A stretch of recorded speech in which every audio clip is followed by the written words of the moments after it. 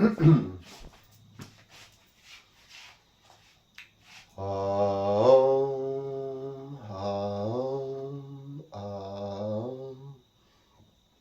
Gam Ganapatiye Namaha. Om Gam Ganapatiye Namaha.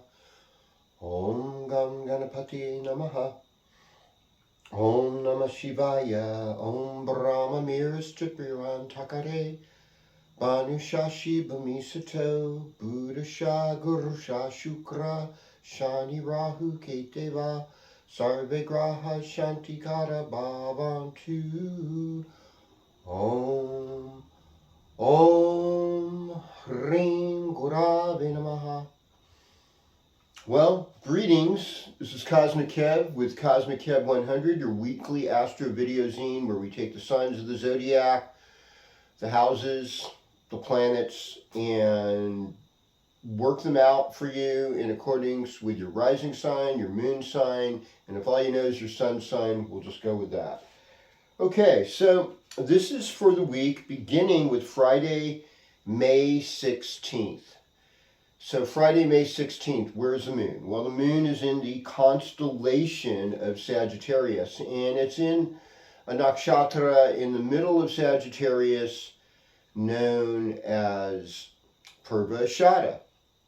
Now, Purvashada is ruled by Apis. Apis is considered to be the water god, and Purvashada is also ruled by Venus. So here we have a nakshatra all encapsulated in the sign of Sagittarius, ruled by Jupiter, and the particular nakshatra rulership is Venus. These are the two gurus. These are the two benefics. However, Purvashada is associated with victory. It's associated with confrontations and being able to be successful.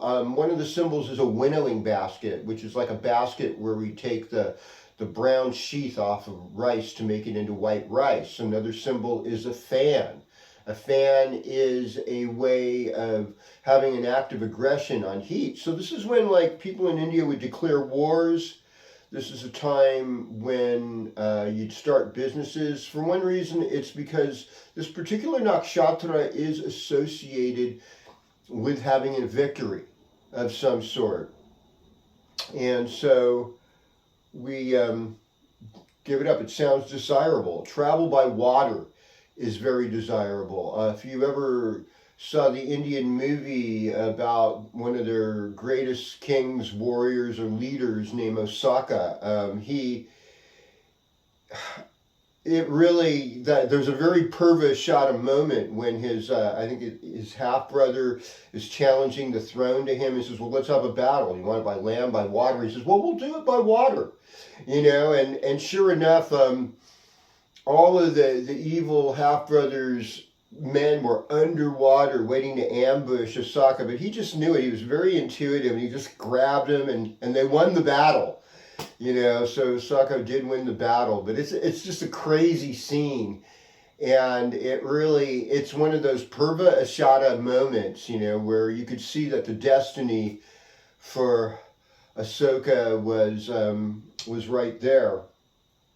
So anyhow, it's a Friday. It's a Venus day. In Western astrology, we'd say we've got a moon in Capricorn today, and Capricorn's key phrases I use. So we're trying to use things to the best of our ability, and we're hoping for the best results within this. Now, we'll see how that all plays out as we go through the weekend. You know, weekend will be actual Capricorn and Aquarius Saturn ruled moon, so you know it might be a lot of work and things to do. And also the thing is that the moon is going to be moving through these other three signs of the zodiac. There's already a lot of heavy planetary weight on this side of the chart, so the attitude of open-mindedness is going to take some courage. It's going to take some Mars. And, you know, once Mars gets in the later part of Leo and Virgo, it will be doing a lot better. But for meanwhile, we have to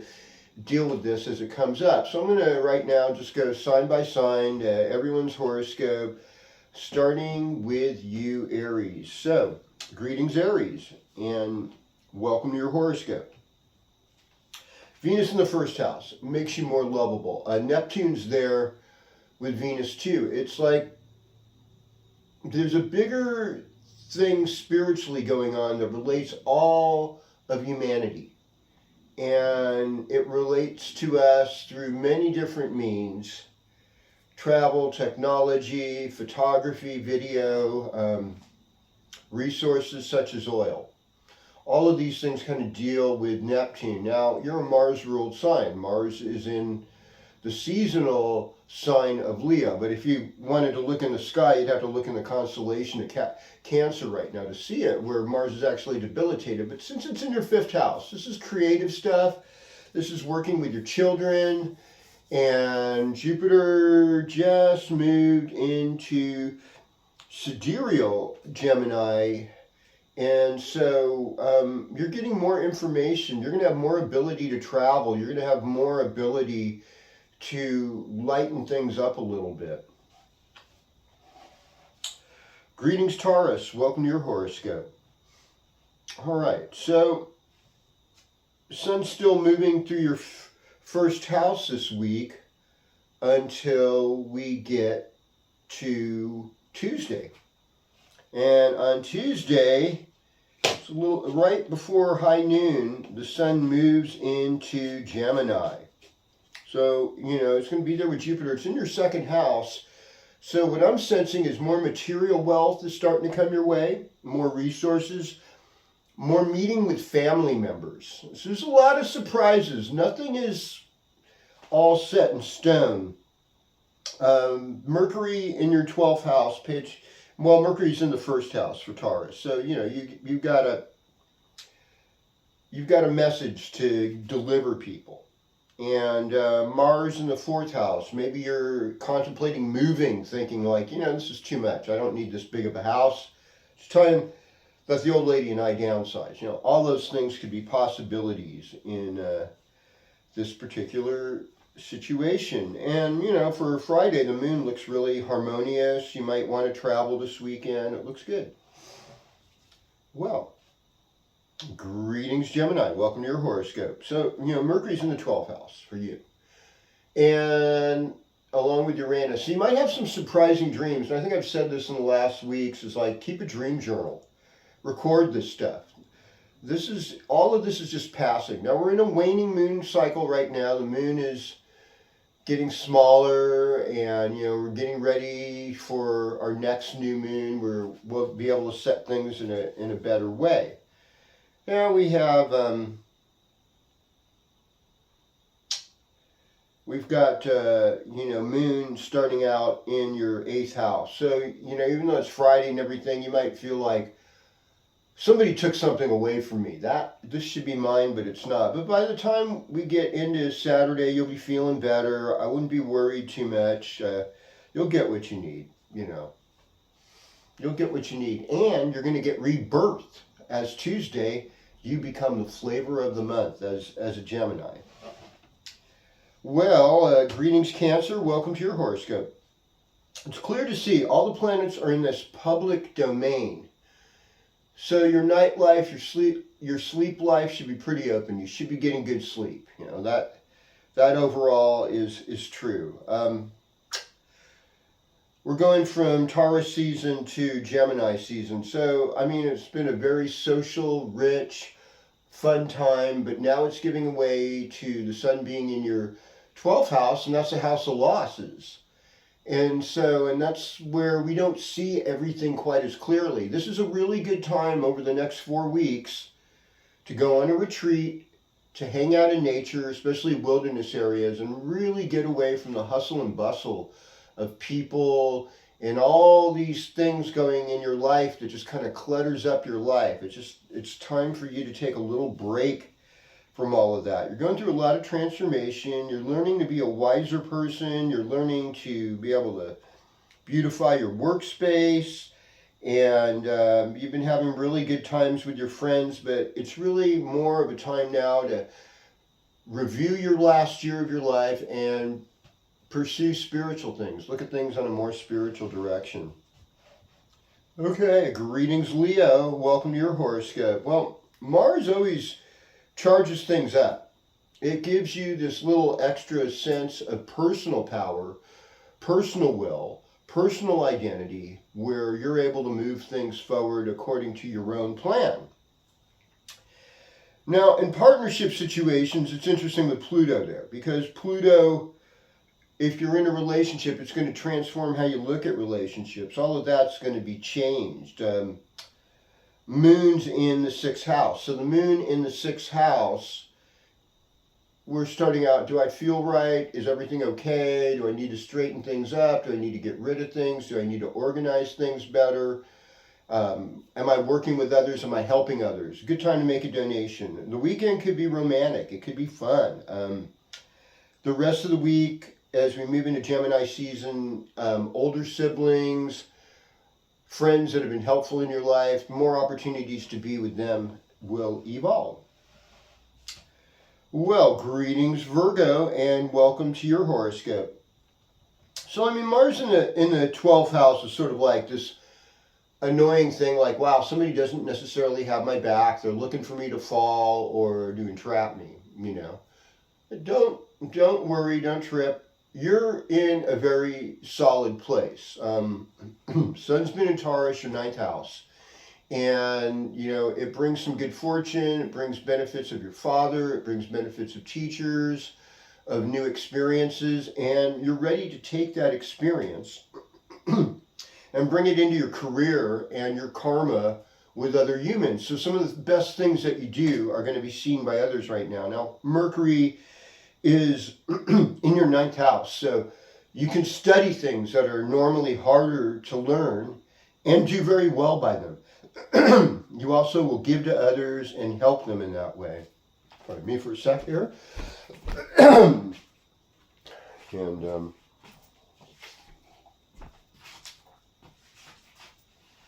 that's enough Virgo talk. I'm going to go to Libra now. Greetings Libra, welcome to your horoscope. Now you can see Venus is in your 7th house.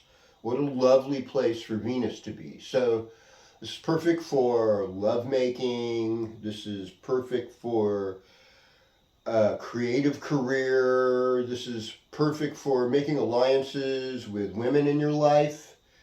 And for men that are Libras seeking relationships, over the next 2 weeks, you have a chance of getting in a better relationship if that's what you want.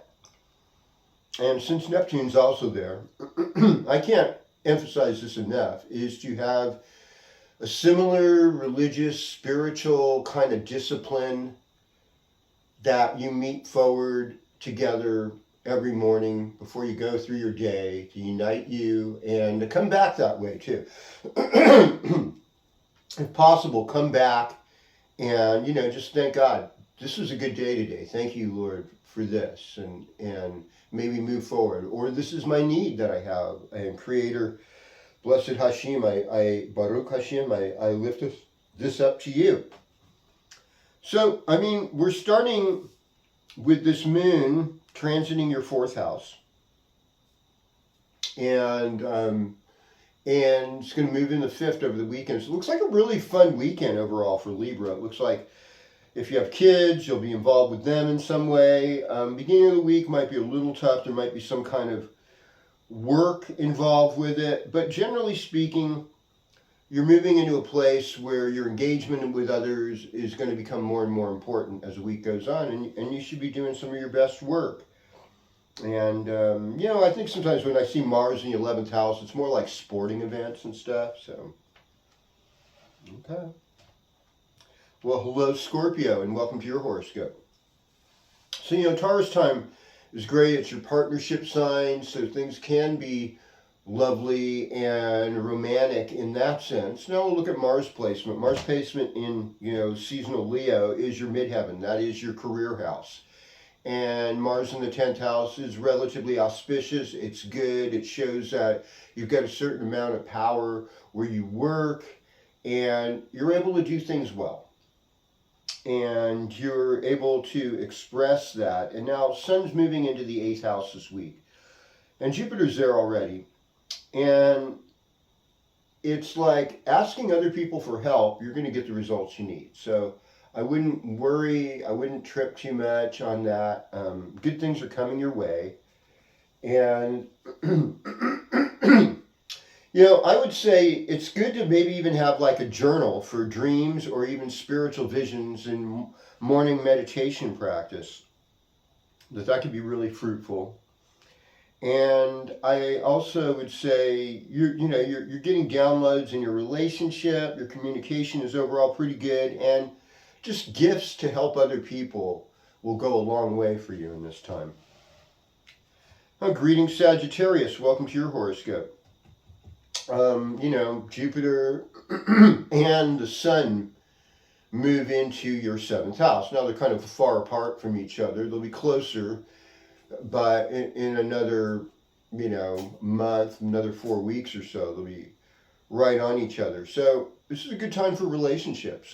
This is a good time for you to be with somebody who's uplifting. And Jupiter is the connotation for women getting husbands. So women who haven't been in a relationship, if you want a relationship, this could help. Also, Jupiter, it's going to get closer and closer to Cancer, and when it does move there, it also can bring relationships. Also can bring wealth from other people to you. You'll have more responsibility with other people's money. Venus is in your fifth house. This is a very creative expression time. Good time to focus on your female children. I mean, things look pretty good right now. It seems like this is a relatively good time to be a Sagittarius. And so I would be celebrating this week in that sense. All right. Well, greetings, Capricorn, and welcome to your horoscope. Capricorn's key phrases I use, and it's really a sign that we associate with responsibility. We associate it more with old age and with maturity and how to make long-term decisions. But it's not about moving quickly. Capricorn rules the knees, our flexibility in our joints. That's what makes the function, the function at the junction. Lotion for more motion. And, Moon is in Capricorn today, beginning of tomorrow.